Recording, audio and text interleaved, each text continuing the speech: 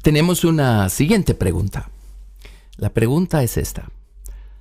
¿Hasta dónde se le es permitido a un hermano consentirle su pecado usando como excusa, en el caso de la víctima, que ama a su prójimo? Bueno, gracias por esto. Vale la pena meditar en esto que nos están preguntando acá. Consentir el pecado de una persona sería más o menos lo equivalente a ser cómplices con la persona de su pecado. Eso es consentir. O a dejar de llamarle pecado y a buscar otro nombre florido para adornar o para excusar o para justificar la falta. Eso sería consentir. Consentir en ese sentido el pecado de otra persona no va a ayudar a la otra persona en nada.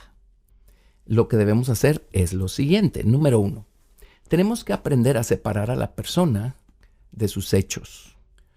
Esa es la clase de amor con la que el Señor nos amó y nos sigue amando a nosotros. Dios el Padre nos amó cuando nosotros estábamos perdidos en nuestros delitos y pecados. Y fue Él quien nos atrajo a Jesucristo para que fuéramos salvos por medio de Jesucristo. Jesús mismo dijo, ninguno puede venir a mí si el Padre que me envió no le atrajere. Ahora, ¿cómo nos pudo Dios amar siendo nosotros tan pecadores? Porque Dios separa a la persona de sus hechos. Dios amó a la persona. Ahora va a empezar a lidiar con los hechos. Y ahora Dios se va a dar a la tarea, primero, de limpiar, de salvar a la persona de la paga del pecado. Y esto es cuando llega la salvación inicial a la vida del que ahora es creyente. Ahora Dios se va a dar a la tarea de ayudarnos a librarnos del poder del pecado, y para eso Cristo tiene que crecer en nosotros, para que nosotros sepamos pelear nuestras batallas, elegir bien, crucificar a nuestro hombre viejo, no satisfacer los deseos de la carne. Y por último, pues el Señor quiere librarnos de la causa del pecado, y es allí a donde Él llega hasta el fondo de nuestra voluntad, donde está esa semilla que la serpiente sembró, ¿verdad?, en el ser humano en el jardín del Edén. Así es que Dios no nos estaba consintiendo nuestro pecado cuando nos amó y nos condujo a Cristo. Al contrario, nos condujo a Cristo para limpiarnos y librarnos de ese pecado por puro amor. Entonces nosotros debemos amar a todo el mundo. Debemos amar al pecador, y al final de cuentas todos seguimos siéndolo, unos de una manera y otros de otra. Y debemos hacer a un lado a la persona de sus hechos. Ahora, amar a la persona que está pecando nos obliga a ayudar a la persona a ver su falta, a llamarle a la falta por lo que es, y a conducir a la persona al Salvador, al Señor Jesucristo, quien puede darle perdón y quien puede restaurarla. Esto no es consentir el pecado, y sin embargo es amar a la persona y es ser misericordiosos con la persona. La misericordia pues es muchas cosas, pero una de estas es ponerse en los zapatos de la otra persona y tratar de sentir la miseria que la otra persona siente. Nadie va a ser completamente feliz si está viviendo en pecado, al contrario, porque eso lo hace estar completamente separado de Dios, y ahí no puede haber felicidad jamás.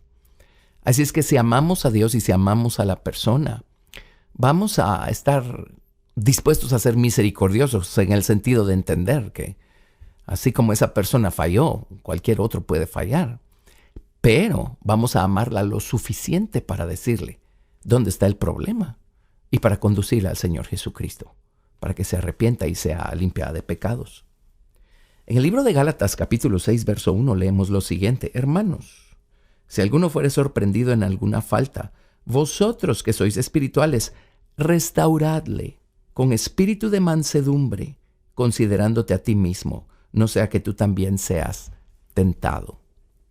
Dios no nos mandó a juzgar a la gente. El único juez justo es el Señor Jesucristo. Dios no nos mandó a condenar a la gente. El único que puede condenar es el Señor Jesucristo. Dios nos mandó a amar a la gente. Y amar a la gente es ayudarlos a encontrar a Jesucristo. ¿Qué mejor que eso podemos darle a las personas? Y aquí en este versículo que hemos leído, leemos claramente que debemos abordar a la gente y su pecado con un espíritu de mansedumbre.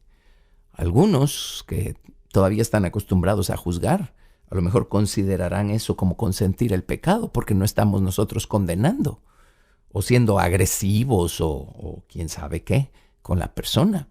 Pero en realidad estamos haciéndolo como Dios lo hizo con nosotros, con misericordia, con comprensión. Vamos a dedicarnos a trabajar con esa persona, a orar por esa persona.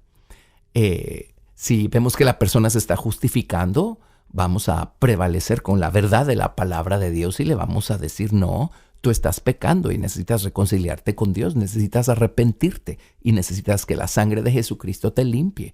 Y vamos a insistir con la persona. Si la persona no nos quiere hacer caso, pues insistamos detrás del telón, de rodillas, en oración. Intercedamos por la persona. La oración es poderosa. Y velemos delante de Dios en oración, poniendo a esa persona delante del Señor, buscando su arrepentimiento y su reconciliación con Dios. Gracias por esta y por todas las preguntas anteriores y por todas las personas que están participando en nuestro proyecto de preguntas y respuestas. Si alguien desea hacer alguna otra pregunta, escríbanos. La dirección de correo es preguntasbiblicas@vidacristiana.org.gt. Envíenos sus preguntas y estaremos muy felices y nos consideraremos muy privilegiados en poder responderle. Dios lo bendiga. Gracias por escuchar Preguntas y Respuestas con el pastor Carlos Estal. Recuerda que puedes participar enviando tus preguntas al correo preguntasbiblicas@vidacristiana.org.gt y quédate atento al siguiente episodio porque tu pregunta puede ser la siguiente a responder.